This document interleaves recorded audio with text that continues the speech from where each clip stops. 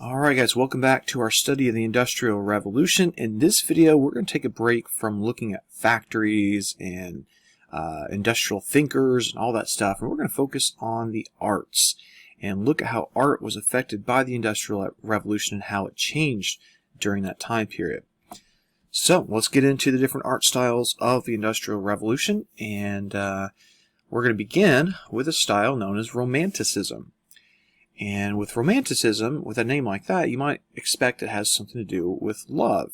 And it can, but it doesn't have to, as we're going to find out. So let's look at a couple of romantic paintings first, and then we will talk about what Romanticism even is. Here's a great example of Romanticism called Moonrise Over the Sea. And let's get into some characteristics of what makes Romanticism Romanticism. So the characteristics of this art style, guys, there's quite a few. But at its core is Romanticism tends to be emotional, right? It's focusing on feelings, the imagination, and emotions. It likes to focus on things that are kind of mysterious, maybe even supernatural. And there's also this underlying love of nature. You're going to, kind of commune with nature and become one with it.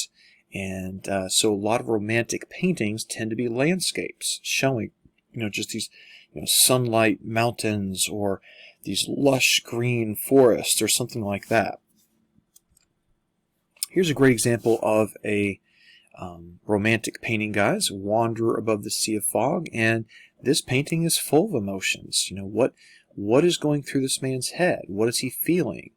There's also the nature aspect in this painting. So you have love of nature and the mysterious and emotions all wrapped up into one, which makes this a great example of a romantic painting. Here's another one by the same artist called simply The Dreamer. So we've got this guy who's walking down some country lane, and he pauses to lean against the fence and just kind of observe nature. So the question is, what's going through this man's mind? Obviously, it's called The Dreamer, so what is he dreaming about? Is he dreaming about nature? Is he dreaming about his future? Is it about someone he misses? We don't know, and that's the point. Romantic paintings are trying to get you to kind of think, to sort of channel these emotions as you observe the paintings. Now, Romanticism is not just about painting. We see this in literature as well, and a great example of a romantic poet would be the British poet William Wordsworth, which I got to say, if you're going to be a writer, Wordsworth is a good last name to have. And as I said, he was a poet, and he defined poetry as this: the spontaneous overflow of powerful feelings from emotions recollected in tranquility. And so, again, that emotion, those feelings he's referring to, that's at the core of what Romanticism is all about. Now, his greatest work, his magnum opus, was something called The Prelude. This is a poem he began working on at age 28, and he was still kind of revising it and altering it, changing it when he died at the age of 80. And so if you look at this word map of the poem itself, you'll see certain words popping up frequently. Things like love, mind, heart, thoughts. These are all, again, very romantic words. And again, when I say romantic, I don't necessarily mean love like for a person. I just mean romantic in the sense that it's emotional, that it is thoughtful, thought-provoking. So let's think about why Romanticism and love of nature would be so important during the Industrial Revolution. And the answer, of course, is the fact that the Industrial Revolution tended to present a real threat to nature. So it's a good time to appreciate nature if nature is under siege by industrialization. All right, our next romantic writer is a guy named Lord Byron. He was a British aristocrat, and his writing gave birth to something we call the romantic hero. The romantic hero tends to be this character in fiction who is deep thinking, moody, very introspective. They tend to not necessarily fit in. They kind of live their own life. They march to the beat of their own drummer. They tend to be a little rebellious against societal norms. They tend to be kind of moody. kind of brooding. That is the romantic hero. And again, that's a product of his writing. And frankly, he kind of lived that life. He was in and out of all kinds of love affairs. And he was, lived a very wandering life. And he would eventually die at age 36, being involved in a Greek revolution. And you can see him on his deathbed on the right there, painted as like this Greek hero, even though, again, he was not Greek. He was actually British. All right, Romanticism also extends into the music. And we've all heard of Beethoven, of course, the German composer. And his music definitely evokes emotional responses, right? These are very moving pieces of music. And this is he composes these despite the fact that he began losing his hearing in adulthood. About age 30, he started to lose his hearing and was nearly completely deaf by the time he died. And yet he continued to compose music, including his Ninth Symphony, his most famous work. All right, now let's go back to the painters for a moment and look at a British painter named J.M.W. Turner. And that's a self-portrait of him down at the bottom left. His paintings really capture the power and beauty of nature. That's really his kind of go-to when it comes to his paintings. And a good example of this would be a painting he did in 1817 called The Eruption of Vesuvius. This is the famous mountain that erupted and covered Pompeii, if you remember learning about this in ancient history. Here's another J.M.W. Turner painting showing the power and brutality of nature as the ship is wrecked by the storm. Here's one simply called Rain, Steam, and Speed. And obviously it's kind of hard to see it, but you definitely see a train here racing across this bridge. This one is called the Slave Ship, and we have a ship that was carrying slaves from Africa, and the slaves have been dumped overboard as the ship tries to escape, because at this point the transatlantic slave trade was illegal, so they're carrying illegal cargo, if you want to call people cargo. That's the way they were seen anyways. And they don't want to be caught with this, and so they've overthrown their prisoners into the water to escape justice. All right, so we have then a focus on emotion and nature during the Romantic movement. But let's think about industrialization. Does that really reflect what you saw around you? And the answer, of course, is, well, not really. So what we're going to see with realism is a shift away from the sort of romantic, emotional-filled, mysterious-filled art, and we're going to go to something a little bit more sort of reality-based. That's why it's called realism. So instead of depicting how we want to see the world, we're going to depict the world how we actually see it. So we're going to show the grim, dirty world as it is, not as we think it should be. So with realism, you'll notice a lot of just basically daily activities in the artwork. You might have people just simply going about their daily work, the daily grind, we might call it. And we're not focused on romantic heroes or mythical objects from ancient times or something. We're going to focus just on the world around us, as we see here in this painting called The Gleaners. This one's simply titled Work. Right? Just people going about their daily routine. This one is called Barge Haulers on the Volga. The Volga is a Russian river, and you can see these peasants here being employed literally to drag the barge, almost like they're like workhorses or something. And again, that's a very realistic based painting. It's not about emotions. It's not about flowery language. It's about just the grim reality of being a poor worker. Here's another one. We've got women here washing laundry on the banks of a river. And here we are, people finishing up their working day and heading home. Now this realism would be extended into literature as well. And probably the most famous realist author was a British guy named Charles Dickens. His writings would focus on all kinds of social and political issues of the time. He would reveal what life was like for the poor industrial working class. He would and really kind of expose the lack of social justice and economic justice during this time period. And for a lot of middle and upper class British people, this was really their first genuine exposure to the life of the poor and the plight those people live through every day. A couple of his works here: Oliver Twist, Hard Times, David Copperfield, and yes, A Christmas Carol. So, the story of Scrooge and all that stuff, that is a Charles Dickens writing. So, as a quick review before we move on to our next art style, guys, let's take a moment to think back to how realism and romanticism were different. Realism was about love of nature and emotion and the mysterious and feelings and all that stuff.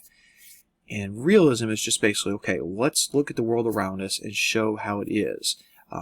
Bad things and all. Let's look at life realistically. Now, our next art style, guys, is not about painting. In fact, you could argue that maybe realistic painting was not really that important anymore after the mid-1800s because of a new technology that definitely captured realistic images. And of course, I'm referring to photography. So let's take a real quick stroll through the invention of photography. So this is the very first photograph ever, at least that we know of anyways, that was produced back in 1826. That is a long, long time ago. And photography was obviously very primitive in its early days, so primitive it's hard to even tell what this image is. As you're staring at it, you're probably trying to make it out, like, what is this? And let me show you a reproduction of what the image is looking at. Okay, so this is an image of a reproduction of what the photographer was actually taking a picture of. Basically, if I go back, he was looking out the back window into kind of like a backyard area. See? So that's the first photograph. Here's the first photograph to include a person. This is from 1838. And the person in question will be this guy right here, probably getting his shoes shined. So in fact, we can argue there's actually two people in this image. Now, the first real practical photograph as we know it was called the daguerreotype, and it was the invention of a Frenchman named Louis Daguerre. And these first photographs were not on paper, and certainly not on a screen because they didn't have such a thing back then. Rather, the prints that were made were actually in metal plates. So you would take a picture, and the picture that you would develop would be on a metal plate, and they were very, very small compared to modern day photographs. Let's look at a couple of daguerreotypes from this time period and see if we can pick out the individual who is the subject of the photograph. Our first daguerreotype is from 1845. And you see kind of an older gentleman here looking pretty weathered, and that is none other than President Andrew Jackson. That's him. Our next daguerreotype from 1846, so just a year later, shows this thin, tall, distinguished-looking man. Abraham Lincoln is his name. Our next daguerreotype, looking at this famous image, famous person, his name is Frederick Douglass. And in fact, Frederick Douglass is one of the most photographed men of his era, having more photographs taken of him than pretty much anybody else in the 1800s. Over 160 portraits he sat for. Here's another daguerreotype from 1848, showing a famous writer, Edgar Allan Poe. Now, these daguerreotypes tended to be kind of slow to develop. So if you were sitting for a portrait, you would have to sit very still for several seconds to get enough light to form the image. So if you were to move, the image would be blurred and ruined. So to kind of assist you in keeping perfectly still, as you can see in this portrait studio, they have this stand back here, and the stand is kind of holding your head in place to just remind you not to move. And the picture on the right, it's kind of hard to see this, but this is the famous outlaw Billy the Kid, and you can just make out the foot of the stand. So look at the stand right here. You can just make out the foot of the stand that's behind him in this image, this daguerreotype. All right, for our final art style today, guys, we're going to look at something called Impressionism. This is one of my all-time favorite art movements. It is something that appeared in France in the 1800s. And since we can now take pictures of things and show things perfectly realistic, painting is going to once again kind of shift gears. What's the point of painting realistically if you can take a picture? Instead, we're going to do something a little bit more creative with painting. And the term Impressionism comes from this idea that these paintings are going to capture your first impression of an object or a moment in time. So the images are going to come out kind of foggy and cloudy, not totally formed. It's just that first impression you have of a moment. They tend to focus on bright colors, on light, and also creating a mood. And as I said, this is something that came out of 1860s Paris, France. In fact, the movement of itself comes from the title of this painting by Claude Monet called Impression Sunrise, which he painted in 1872. There's a better view. And again, just an impression, right? You can see an impression of a ship, an impression of some sort of smokestack here, and then the water. Notice the light, how it's kind of reflecting off the water. Couple other Impressionist paintings to look at. Again, they're not meant to be photographically realistic, but they're instead just trying to give you an impression of the scene. So I mentioned a moment ago the founder of this movement was one Claude Monet, and his thing was focusing on changes in color and light. And light and color changed throughout the day, and also throughout the seasons as the position of the sun changes. And so Monet would sometimes paint the same scene just at different times of day or different seasons to show how different a scene looks with those different times. Here are some Claude Monet paintings. The one on the bottom right is my personal favorite because I love the ripples in the water he's created with these broad brush strokes. Here's another one. It's called Apple Harvest, and this is an example of a kind of a subgenre of Impressionism known as Pointillism, where you have like these dabs of paint that form an image, almost like pixels on a TV screen. Here's another good example of a Pointillism type painting. Again, Pointillism is basically a cousin to Impressionism. Here's probably the most famous Pointillist painting of all time by Georges Seurat. Showing people kind of just taking a nice lazy Sunday afternoon in Paris. All right, our next Impressionist painter is going to be a man who really needs no introduction because he's so famous, Vincent van Gogh. And what he does with his paintings is he really is able to weave emotion into his paintings in a way that so few painters can.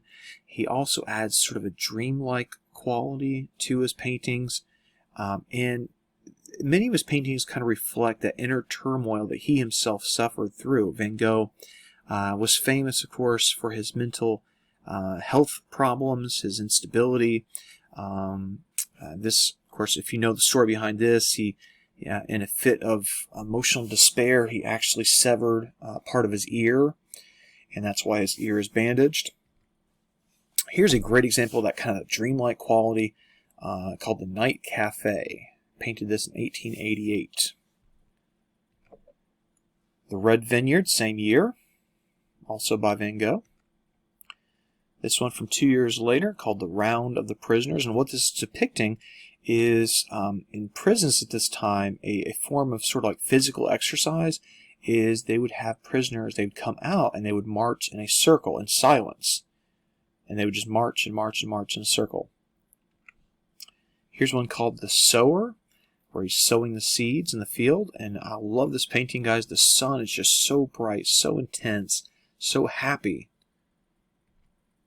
His by far his most famous painting is The Starry Night. Painted this in 1889. We've all seen this one, guys. It's super, super famous. All right, so that is our look at Romanticism and realism and photography and Impressionism. So don't forget to know the basic qualities of each and how they differed from each other, and be able to kind of pick out visually one art style versus the other.